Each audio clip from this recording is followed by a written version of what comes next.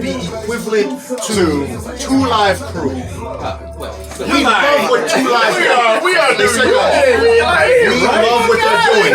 They are the way they're discrediting women, the way they're being. So they love that because that's what they were doing. It was selling. They were businessmen. Okay, and so they didn't care about the culture. So as you say, gatekeepers, and we had control. They were paying us. But they were. Go ahead. They were what? Right? They were my employer. Obviously, they were my employers. Don't have the first-hand experience, but I'm trying to relate, right? So you mentioned something earlier about Full Force, right? Right. They more or less help you mold a single of some sort. Absolutely. That to me would be the gatekeeper. They were already in. Right. They took you in. But they didn't have full control. They had their bosses too, the record companies and so on. They had no So they weren't they were my gatekeepers, right. But they weren't the gatekeepers. Because the gatekeepers then are the record company executives, the labels themselves, the radio stations, and nothing has changed. You know what the gatekeepers are? Nothing's changed.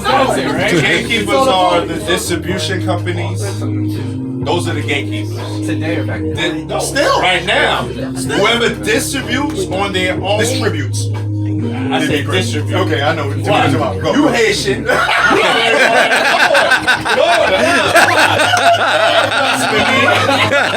Yes, sir. Distribution. Distribute. I'm Panamanian. Hiring. Out of there. Panama. This is our weekend. Which has been shut down this year, unfortunately. It's all good.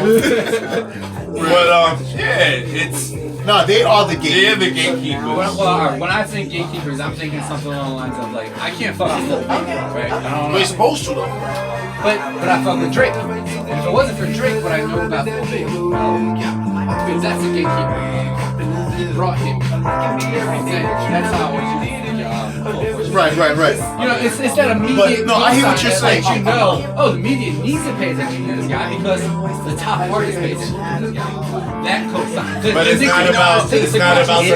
not about the artist. It's once the artist excels to a new level as executive, then there's a gatekeeper. As an artist, I could bring any artist through on my record. You know what I mean? Because I'm hot right now. Right. Boom, that's cool. But you need to use your best judgment as that artist. You need to become an executive as that artist that could call a shot. Right. So like when Drake runs Apple Music, basically, then he can call a shot. That's a gatekeeper moment. So he becomes that then. But that's what he was at that point. So last name, I'd love to hear you. Your favorite cousin, big cousin, man, 98.5. I'm jumping in the video. I'm on the radio right now.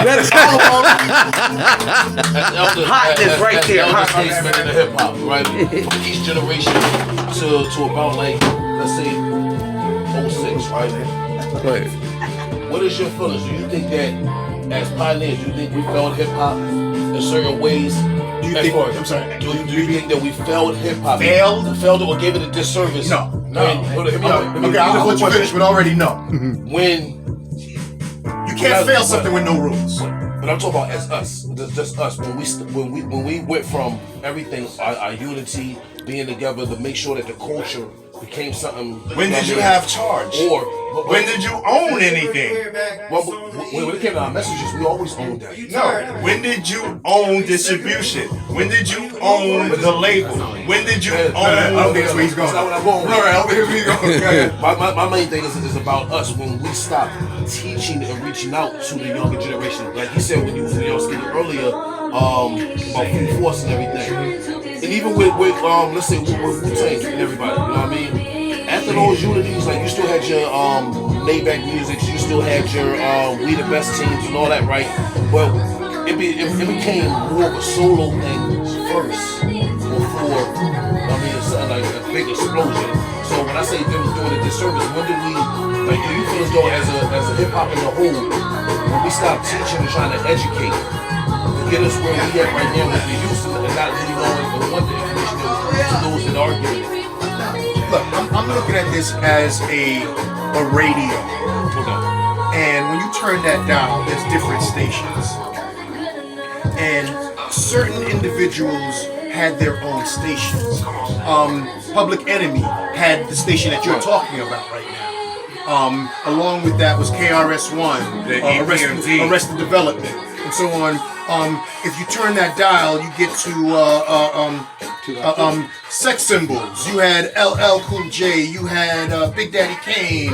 You know, Houdini fell in the sex symbol market and so on. So then you get into maybe comedy, where you get into Jazzy Jeff, Fresh Prince, the Fat Boys. You know what I mean? Even us, we did our little comedic things and so on. So you're addressing one station.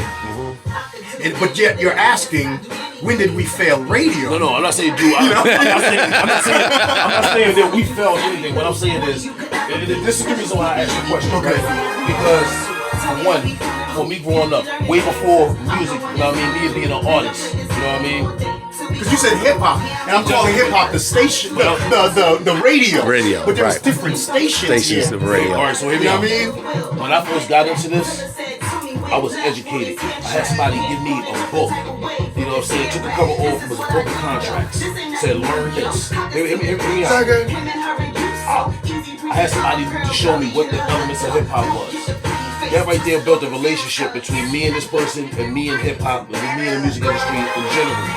So now when we get to today's standpoint, we see the younger generation disrespecting everything that has been done before them. And now us as older statesmen has to go back and combat them. And there's a level of disrespect. I mean, a level of respect that's unbalanced. Whereas though back even in the golden era, it was still tip for tap, but it was still Right, but we don't know if that student came in with teachers or not. I mean, for example, because I understand what you're saying. If you're a teacher and you're passing this knowledge on, you want to pass on the skills, you want to pass on the business, you want to pass on all of the above, but you have individuals that come into this business that aren't thinking about any of that. All they're thinking about is their talent.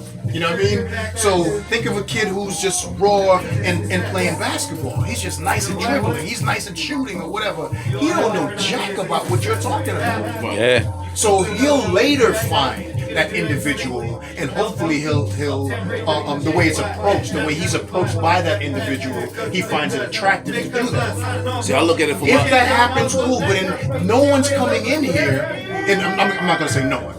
The majority is not coming in here trying to understand a contract. They're coming in here trying to kick their talent, their skill. Yeah. But see, that's why I asked that question, because who was it? I forgot which article it was.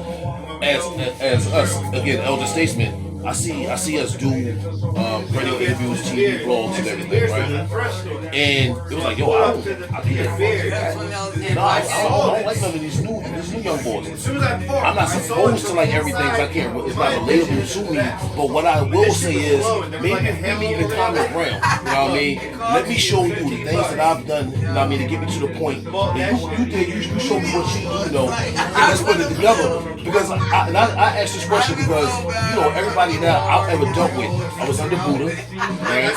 I was under Cat, I was under Hellraiser, a Sadat X, everybody. So I had a lot of lessons to get me to the point where I'm at now. So when I look at I'm even gonna say, look, when I hear other stories, it was like, dang, I was blessed and fortunate to be taught by people who was actually doing it to get me to where I am now. But you don't have that. So now it's like, let me share experiences and stuff. And it's not even give and take no more. That's a process, and that's part of what I said earlier when I said nature and how it goes down. Because even me, who was extremely talented as a songwriter and doing what I did and knew that I was good, I came across B-Fine of Full Force, who every now and then not every now and then, damn near every day, nah, here's what you need to do now to change that, don't do this. I'm sitting there going, yo, he hating on me, man. I know this is good. What's his problem? And I didn't take what he was giving me as that thing that you're saying that you wanted to offer so that you could meet halfway. I wasn't meeting halfway with him. I'm like, yo, I know this is good. Why are you stopping me from doing this thing that I see as successful as it can be? And you're blocking my blessings. Is the way I'm looking at him. when what he was is who you're saying that you'd like to be to these kids. They gotta accept it. You gotta pitch it a certain way for them to accept it. I wasn't accepting it from B. And it got to a point to where, because I had to continue working with him, he was our management, our production, and so on. I had to work with him. It got to a point to where I expected him to shoot everything I do down. Wow. I'd bring it to him just so he can go, nah, man, you need to change this. I'm like, here we go. Go ahead. Yeah, what do you think? And I remember the first time that dude listened to my joint and he said, yo, that's hot.